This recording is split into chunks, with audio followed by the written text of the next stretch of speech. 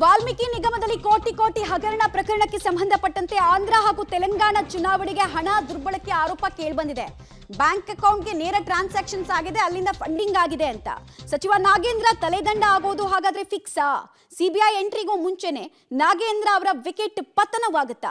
CBI entry ಆದ್ರೆ ರಾಜ್ಯ ಸರ್ಕಾರಕ್ಕೂ ಕೂಡ ಸಂಕಷ್ಟ ಕಾದಿದ್ಯಾ? ಈಗಾಗಲೇ ತೀರಾ ಮುಜುಗರದ ಪೊಸಿಷನ್ ಅಲ್ಲಿ ಸದ್ಯಕ್ಕೆ ರಾಜ್ಯ ಸರ್ಕಾರ ಇದೆ. ಈ ನಿಟ್ಟಿನಲ್ಲಿ ಆ ಹೀಟ್ ಹೆಚ್ಚಾಗ್ತಾ ಇರೋದ್ರಿಂದಲೇ ಮೀಟಿಂಗ್ ಮೇಲೆ ಮೀಟಿಂಗ್ ಅನ್ನ ರಾಜ್ಯ ಸರ್ಕಾರದ ಹಲವು ಅಧಿಕಾರಿಗಳು, ಸಚಿವರುಗಳು, ಮಿನಿಸ್ಟರ್ ಎಲ್ಲರೂ ಕೂಡ ಮಾಡ್ತಾ ಇದ್ದಾರೆ. ಸೊ ಮೊದಲ ವಿಕೆಟ್ ಪತನದ ಮುನ್ಸೂಚನೆ ಹಾಗಾದ್ರೆ ಸಿಗ್ತಾ ಇದೆಯಾ ಅನ್ನೋದು ಪ್ರಶ್ನೆ. ಡೀಟೇಲ್ಸ್ ಕೊಡ್ತಾರೆ ರವೀಶ್.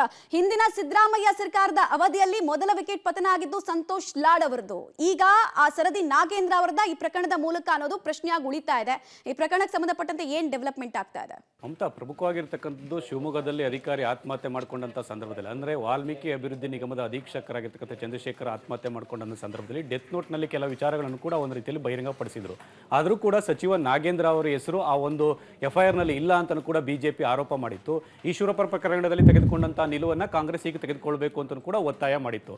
ಆದರೆ ಕಾಂಗ್ರೆಸ್ನ ಹೈಕಮಾಂಡ್ ನಾಯಕರು ಈ ಒಂದು ಎಲ್ಲಾ ಬೆಳವಣಿಗೆಗಳ ಬಗ್ಗೆ ಕೂಡ ಸವಿವರವಾದ ಮಾಹಿತಿಯನ್ನು ಪಡೆದುಕೊಂಡಿದ್ದಾರೆ. ಯಾಕೆಂದ್ರೆ ದೆಹಲಿಗೆ ಹೋದಂತಹ ಸಂದರ್ಭದಲ್ಲಿ ಸಿದ್ದರಾಮಯ್ಯ ಮತ್ತೆ DK ಶಿವಕುಮಾರ್ ಅವರ ಜೊತೆ ಸುರ್ಜೇವಾಲಾ ಅವರು ಕೂಡ ಮಾತುಕತೆ ನಡೆಸಿದ್ರು. ಜೊತೆಗೆ ಹೈಕಮಾಂಡ್ ನಾಯಕರು ಏನೆಲ್ಲ ಆಗಿದೆ ಈ ಒಂದು ಪ್ರಕರಣದ ಬಗ್ಗೆ ಅಂತ ಕೂಡ ಮಾಹಿತಿಯನ್ನು ಪಡೆದುಕೊಂಡಿದ್ರು. ಹಾಗಾಗಿ ಇದು ಸರ್ಕಾರಕ್ಕೆ ದೊಡ್ಡ ಮಟ್ಟದ ಮುಜುಗರ ಆಗಬಾರ್ದು ಅನ್ನೋ ದೃಷ್ಟಿಯಿಂದ ಮತ್ತೊಮ್ಮೆ ಆ ಒಂದು ಸವಿವರವಾಗಿ ಎಲ್ಲಾ ರೀತಿಯ ಪ್ರಕರಣದ ಡೀಟೇಲ್ಸ್ ಅನ್ನ ಪಡೆದುಕೊಂಡು ಆ ನಂತರ ಮುಂದುವರಿಬೇಕು ಅಂತ ಕೂಡ ಹೈಕಮಾಂಡ್ ಸೂಚನೆ ಕೊಟ್ಟಿದೆ. ಈ ಹಿನ್ನೆಲೆಯಲ್ಲಿ ದೆಹಲಿಯಿಂದ ಬಂದ ಬಳಿಕ DK ಶಿವಕುಮಾರ್ ಅವರು ಕೂಡ ಅದನ್ನು ಹೇಳಿದ್ರು. ಅಂದ್ರೆ ನಾವು ಸುಮ್ಮನೆ ಇರೋದಿಲ್ಲ ಈ ಒಂದು ಪ್ರಕರಣದಲ್ಲಿ ಅಂತ. ಅದಾದ ಬಳಿಕ ನಿನ್ನೆ ಆ ಒಂದು ನಾಗೇಂದ್ರ ಅವರ ವಿಚಾರವಾಗಿ CM ಮತ್ತೆ DCM ಕೂಡ ಸುದೀರ್ಘವಾಗಿ ಚರ್ಚೆಯನ್ನು ನಡೆಸಿರ್ತಕ್ಕಂಥದ್ದು. ಅಂದ್ರೆ ಈಗ ಆಗಿರ್ತಕ್ಕಂಥದ್ದು ಯಾರೆಲ್ಲ ಶಾಮೀಲಾಗಿದ್ದಾರೆ, ನಿಜಕ್ಕೂ ಕೂಡ ಆ ಪ್ರಕರಣದ ಗಂಭೀರ ಸ್ವರೂಪ ಏನು ಅನ್ನೋದ್ರ ಬಗ್ಗೆ ಕೂಡ ಚರ್ಚೆ ನಡೆಸಿದ್ದಾರೆ. ಹಾಗಾಗಿ ಈಗ ಯೂನಿಯನ್ ಬ್ಯಾಂಕ್ ದೂರು ಕೊಟ್ಟಿರ್ತಕ್ಕಂಥ ಹಿನ್ನೆಲೆಯಲ್ಲಿ CBI ಭಯವೂ ಕೂಡ ರಾಜ್ಯ ಸರ್ಕಾರಕ್ಕಿದೆ. ಹಾಗಾಗಿ ದೊಡ್ಡ ಮಟ್ಟದ ಮುಜುಗರದಿಂದ ತಪ್ಪಿಸ್ಕೊಳ್ಳೋದಕ್ಕೆ ಏನಾದರೂ ಸಚಿವ ನಾಗೇಂದ್ರ ಅವರ ಮೇಲೆ ತೂಗುಗತಿಯನ್ನು ಇಡ್ತಾರ ಏನು ಅನ್ನೋದು ಕೂಡ ಕಾದ್ ನೋಡಬೇಕಾಗುತ್ತೆ. ಈ ವಿಚಾರದಲ್ಲಿ ಇನ್ನೂ ಕೂಡ ಗಂಭೀರವಾಗಿ ಚರ್ಚೆ ಹಂತದಲ್ಲೇ ಇದೆ ಅಂತ ಕೂಡ ಹೇಳ್ಬೋದಾಗಿದೆ. ಮಮತಾ, ರೈಟ್, ಧನ್ಯವಾದ ರವೀಶ್ ತಮ್ಮ ಮಾಹಿತಿಗಾಗಿ. ಅಕ್ರಮ ಮಾಡಿದವರಿಗೆ ನಡುಕ ಒಂದ್ ಕಡೆಗೆ ಶುರು ಆಗ್ತಾ ಇದೆ, ಇನ್ನೊಂದ್ ಕಡೆಗೆ ಒಂದು ವೇಳೆ CBI ಏನಾದ್ರೂ ಎಂಟ್ರಿ ಆದ್ರೆ ಪ್ರಕರಣದಲ್ಲಿ